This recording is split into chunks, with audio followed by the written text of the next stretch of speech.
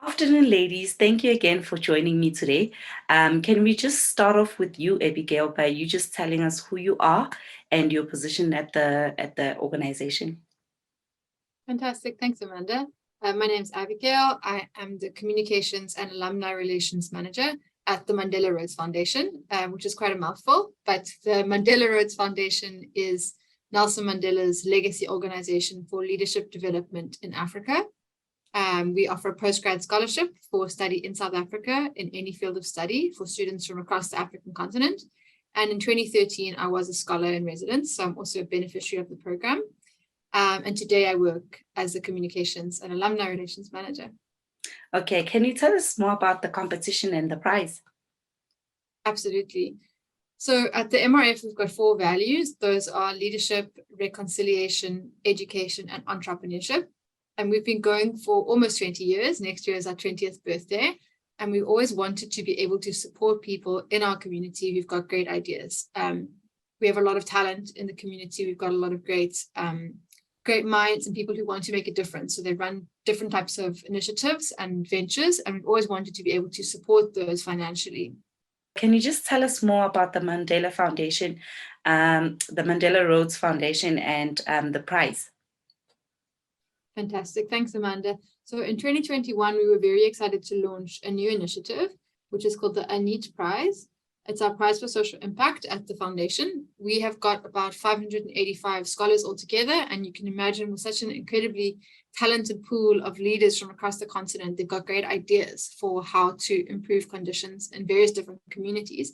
So we're delighted to launch the prize, which is in support of people who are doing for-profit or non-profit ventures that can really impact the lives of the most marginalized on the continent. So that's the Äänit Prize. It's also open to alumni of the Rhodes Scholarship, of which Chantal is one. We'll hear from her in a moment. And we launched in 21, and this is our 2nd year up and running. And I understand that the competition took place on the 17th. Can you just tell us a bit more about the competition? Exactly. So we are just coming down from a very exciting weekend. The competition opened in June, I think, and has run over the course of several months, culminating in interviews in late August, and then a final decision made by an external panel of judges, which took place last week. And on Saturday night, we announced the winners in a very small live audience in Cape Town, which we broadcast to people joining from across the world. So it was a very exciting evening for us on Saturday. And how do you find these organizations? So they are from within our community. It would be Mandela Rhodes Scholars or Rhodes Scholars who are alumni, who have got ideas or organizations that they run or that they want to run. So there are lots of different examples that I can give. One of the 2022 winners works in the ECD space, and she wants to use the money to finance various different initiatives in play schools and preschools across the country. Another winner is working on renewable energy in Lesotho. He wants to provide solar units to rural populations in the highlands, because Lesotho is very, very mountainous and it's very difficult to connect people to the grid. So those are some examples of the types of things. But yes, the applicants all come from within our own community.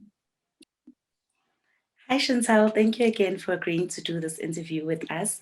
Can you just briefly explain to us a bit more about Little Dreamers? Okay, thank you, Amanda. It's a pleasure to be here. So Little Dreamers Foundation is a foundation that I started in Zimbabwe, and our main focus is on providing access to quality and affordable preschool education. So that was our initial purpose. And then as we are working towards that, we realized that it was very important to not just focus on helping the children, but also helping the parents from the families that they're coming from. So we then launched a new division where we focus on women empowerment.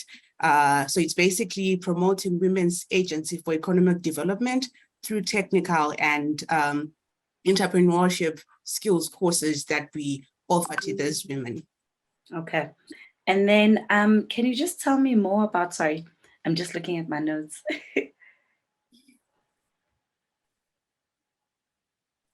I understand that you're also in the process of starting a junior school. Are those the plans that you planning? Well, is that what you're planning to do with regards to the money?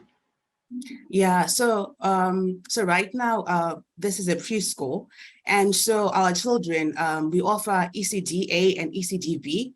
And then, so what we then realized is that, so we help those children, they come, we provide them this high standard education, and you find students coming in, like I remember in our last graduation, there was one small child, and she was reciting a poem, and it was basically, little dreamers, we came here not knowing how to read or to write or to speak English, but now we can do everything.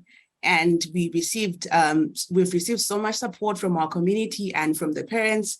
But then the problem then now came to the fact that after ECD-A and ECD-B, now those children have to find external education for primary school, so from grade 1 to grade 7, because we do not offer any education to those levels. So now our hope is to start a junior school, so that instead of just providing this high standard education that we're providing, it's not just limited to ECD-A and ECD-B.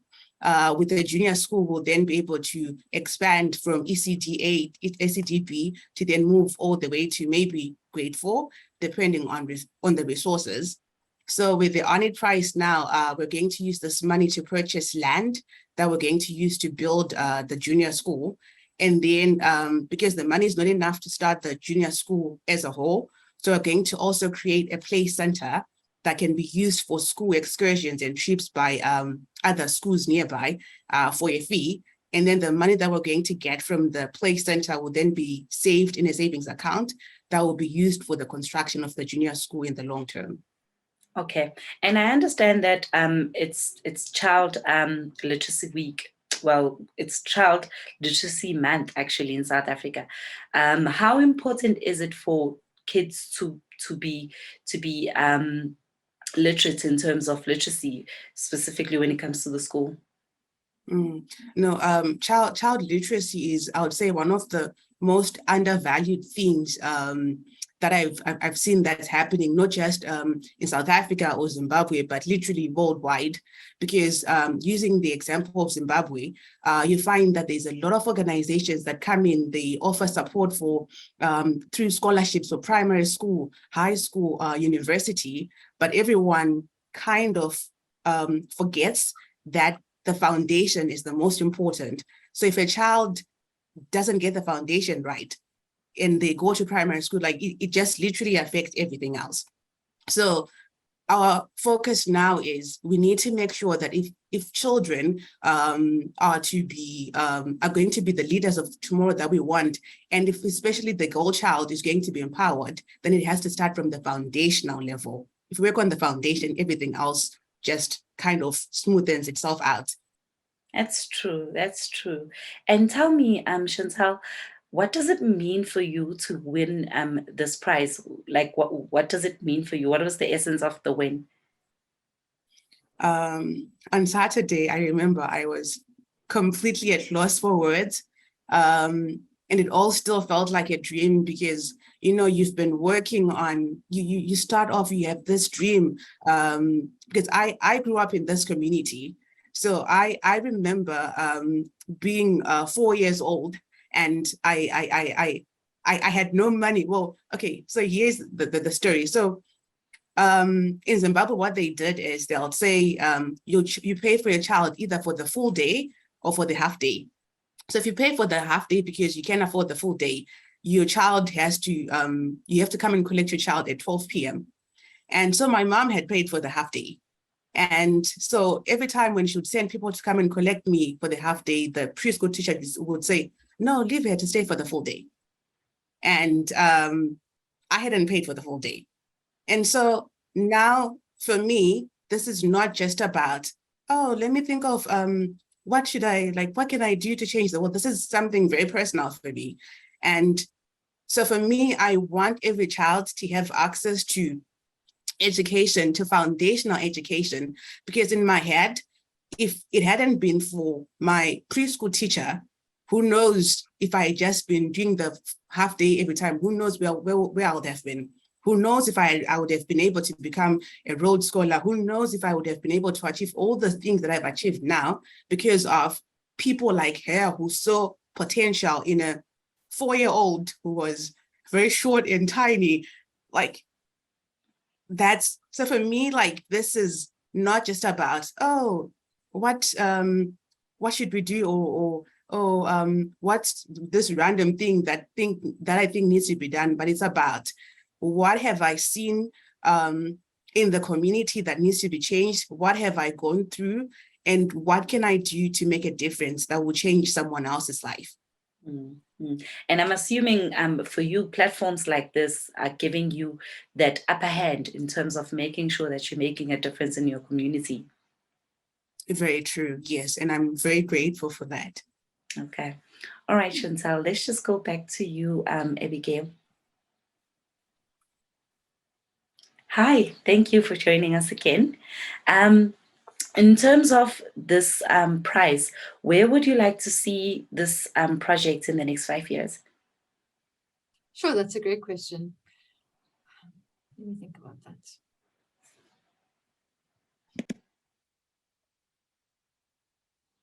Thanks, Amanda. In the next 5 years, I would like us to continue with some things. So last year we had an incredible winner called Sethu Tsenga, who is the founder of Rewoven, which is based in South Africa. It's a textile recycling company, which keeps textile waste out of landfill. And then this year we've got 3 incredible winners from South Africa, Zimbabwe, and Lesotho, working in, as I said earlier, in ECD, renewable energy, and then in medical technology. That's one that I didn't mention. So we have this incredible diversity, but I'd also really like to see us identifying winners from East Africa, West Africa, Central Africa, and North Africa. I would really love to be able to grow our reach beyond Southern Africa and to continue to have an impact across the continent. And where that comes from is that when Mr. Mandela set up the Mandela Rhodes Foundation, he decided that he didn't want it to only be to the benefit of South Africans. He wanted to benefit all citizens of African countries. And that was an acknowledgement of the contribution that countries across Africa had made to the liberation struggle in South Africa. So he wanted to acknowledge that, and he also wanted to send a Pan-African message, which is that we are one, and that we can work together. So I think that's a really powerful vision that we try to live up to at the Mandela Rhodes Foundation. And this prize is one of the ways that we do that. So that would be my vision for the next 5 years, or my hope. Thank you. And then Abigail, can you just tell me more about, would you say that in the near future, you're also looking to work with other universities? Because I'd like to believe that other universities would also open up the spectrum in terms of the wonderful work that's done by Chantal and her and her peers. So we have got the Mandela Rhodes Scholarship is open to students to study at any university in South Africa. I think I said that badly. Let me just say that again.